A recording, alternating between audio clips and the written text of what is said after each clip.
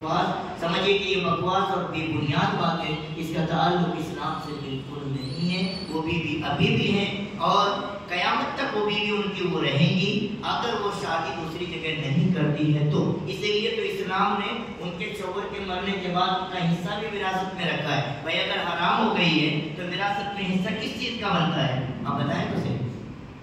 तो ये चीज है सबसे पहले आप जानो। अब उसके बाद मामला ये हुआ कि भाई इनको नहला दिए। नहला देने के बाद अब हमारे पास एक्स्ट्रा कपड़ा नहीं है, हम दिखाने के लिए सिर्फ आपको बता रहे हैं। तो जहां तक मतलब एक्स्ट्रा आपके पास कपड़े हैं उस कपड़े से आप पानी को जहां तक हो सकता है पोंछ दीजिए। पोंछ देने के बाद फिर ऊपर से एक अलग से कपड़ा डाल के फिर जो गीला कपड़ा है, ये कपड़ा समझिए कि गीला है, इस कपड़े को आप अंदर से खींच लेंगे। उसके ऊपर सबसे पहले कपड़ा डालेंगे या कपड़ा डालकर 4 लोग इधर उधर से 2 लोग इधर पकड़ के रहेंगे जर्रा बराबर उनके शर्मगा या इस तरीके से पर्सनल पार्ट पे जर्रा बराबर नजर किसी के पड़नी नहीं चाहिए। इस बात का हमेशा से आपको और हमको ख्याल रखना होगा। ये बात आप अच्छी तरीके से ज़हन नशीन कर लीजिए। उनके बाद अब मरहला आता है भाई कफन का। कफनाना है।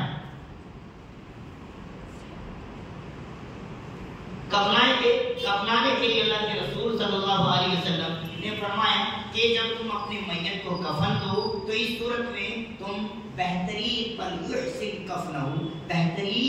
तरीके से उनको कफनाओ। मतलब ये कि बेहतरीन कपड़े में तुम उनको कफनाओ। इसका मतलब ये नहीं कि भाई मार्केट में जो 1000 रुपये मीटर कपड़ा है वो कपड़ा लेकर आएंगे तो मतलब ये अच्छा है, ऐसा नहीं। अल्लाह के रसूल सल्लल्लाहु अलैहि वसल्लम फरमाते हैं सबसे बेहतरीन जो कपड़ा है वाइट कपड़ा है।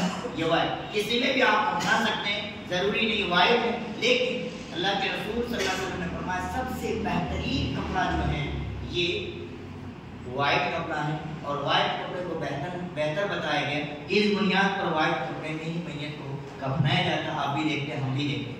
अब इसके लिए 3 अलग अलग कपड़े सिंपल सा और बराबर 3 कपड़े होंगे अलग से। खवातीन भी इस बात को सुने अच्छी तरीके से, उनके लिए भी अलग अलग। बाद लोग 5 कपड़े बताते, बाद लोग 7 कपड़े बताते, लेकिन यह हदीस से साबित नहीं है।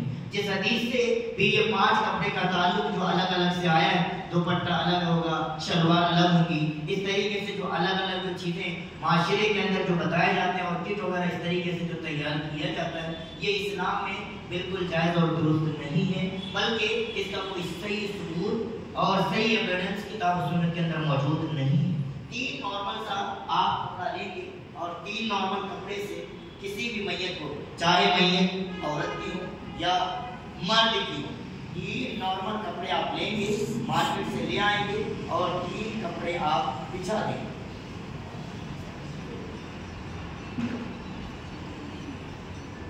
ये हमारे पास 2 ही कपड़े हैं तो आप 1 कपड़े और ऐड कर लीजिए।